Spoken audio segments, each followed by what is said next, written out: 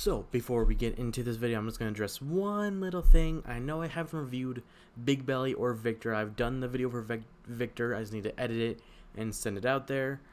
Big Belly, I was honestly just, I don't know if I was going to do Big Belly or not because I'm not that interested in Great Nature. I know Big Belly is cool and all, but, I mean, it's a clan I don't really care too much about, so I wasn't sure if I was going to do it. But I'm most likely going to do it probably the following day and get it over with. But without that, let's get into the video today. What is up, everybody? Vanguard 1 here, and welcome back to another video. We are now on our final VR of the set, Storm of the Blue Cavalry, and we have Orthovas and Lambros. I think I pronounced this right. I'm not sure, it's been a while since I've said the names. But we're doing another two-part day. We'll review 2 cards instead of 1, because these cards go hand in hand with each other, like Luar did, and many other cards before that. But without further ado, let's get into this sweet business that Orthovas has going on for us. One who surpasses the storm, Orthovas. I don't know. Act on Vanguard or Rearguard once per turn. Cost. Rest a Rearguard. Choose up to one of your opponent's Rearguards and retire it. Very interesting. Auto on Vanguard at the beginning of your battle phase. If 3 or more Rearguards are rest. Cost. Discard a card from your hand. Search your deck for up to 1 grade 4 card. Write it as stand, shuffle your deck, and that unit gets plus 10,000 power and plus 1 drive until end of turn. At the end of this turn, retire that unit and write a grade 3 from your soul as rest. So this is another version of the striat skill. Now a friend of mine did tell me that this is kind of like a Luar but Excel version, and I see what he means now, because we can obviously see some parallels if you have like half a brain. For his first skill, when you would rest a rearguard, retire something, it's like Luar skill where you retire 2 grade 1s, retire something, except you just don't get the draw. Then for his striat skills, I'm going to keep calling it, if you have 3 or more rearguard rest, you discard a card from your hand, and you get to ride the grade 4. With Luar, if you have a certain amount of grade 1s in your name, you can basically stride from your deck, or superior ride, because Drag Driver isn't a grade 4. For free.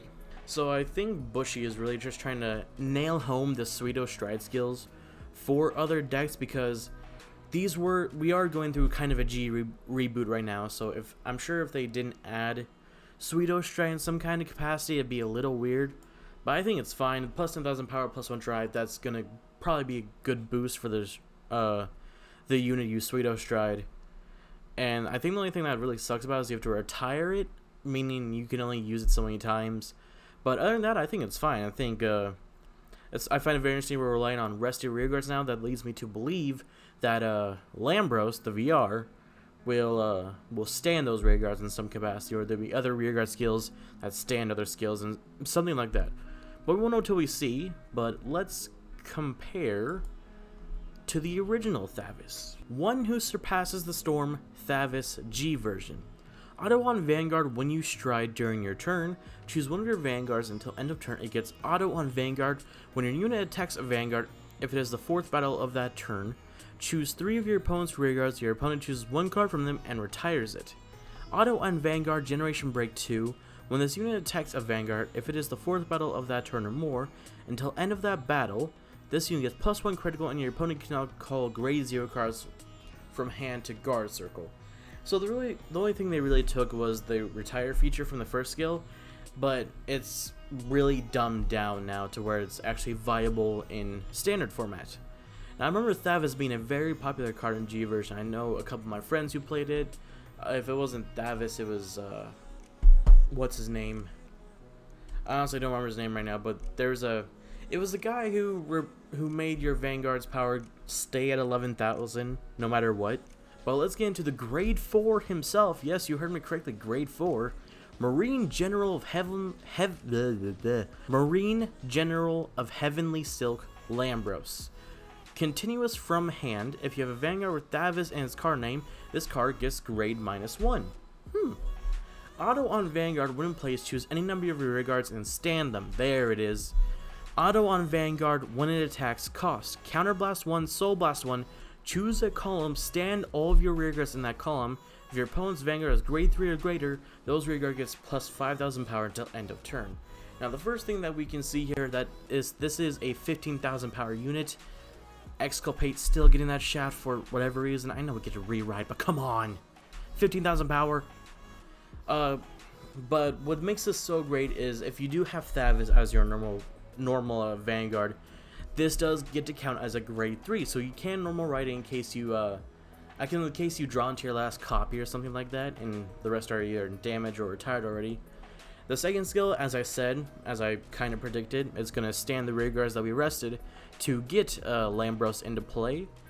And I think his third and final skill, it's very basic but effective. It does what it needs to do, where it stands the column that attacked and plus 5,000 power.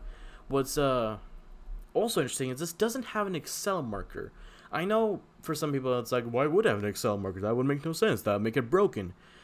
Just take a look at Silverthorn and tell me that again. But let's look at here. Gear Chronicle didn't have force markers. Now Lambros doesn't have any Excel markers. So you're basically only going to get Excel markers from Orthovas, which is not a bad deal here. With the power booster you're getting from it, not bad at all. This is going to be very kind of different playstyle than what Aquaforce has been doing. Because what we have with Maelstrom, it's basically just limiting your opponent, have a shit ton of Excel markers plus rear guards, attack. And while that strategy is good, I still think Maelstrom is a really good deck. Y'all can fight me on that. I think this will be another just very interesting way to go into Aquaforce without having to rely on attack. Now, compared to how this will be for against other decks, I think we'll just have to wait and see. I think it's a very interesting concept, but we would just have to wait and see and how effective this is. Yes, you can playtest all you want, but we really won't know until we actually get the physical cards. Well, let's see how V Lambros compares to his G Stride version. Alright, so we have the Stride skill. Auto on Vanguard, choose a card face down named Marine General of Heavenly Silk Lambros from your G zone and turn it face up. When this unit attacks a Vanguard, if it is the 4th battle of that turn or more, you may pay the cost. If you do, choose up to 2 of your rear guards and stand them. Then, if the number of face-up cards in your G zone is 2 or more, the units that stand by this effect get plus 10,000 power. So, kind of like with Orthovas, the V Lambros is more of a dumbed down skill for standard format, where instead of the plus 5,000 for your rear guards, instead of the plus 10,000 for your rear guards, you get the plus 5,000, and you just don't have to worry about having other Lambroses in any other capacity, except on Vanguard. We just counterblast 1, soul blast 1, stand them. So I think this will be a very interesting deck. I know I'm excited for it because a friend of mine wants me to play Aquaforce really badly. I'll never understand why. Like, I love Aquaforce, but I'll never understand his passion for wanting me to play it. But I think this will be very interesting and every deck can be competitive in some capacity. But I don't know. I think this will be really interesting, and we'll just have to wait and see how good this can be. Of course, I'm going to do some playtesting. I might report back on that. But let me know what you think of these cards in the comments below. Let me know if you're excited for them, and what you're excited for the next set. I believe the next set is called Divine Lightning Radiance, that comes out in December, where we have our boy Gurgit coming back, and I'm personally excited for Gurgit. But other than that, I will see you guys in the next video.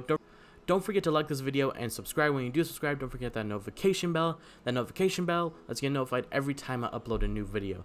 Until then, I'll see you guys in the next couple of videos. I might upload, depends on my procrastination. But yeah, bye-bye.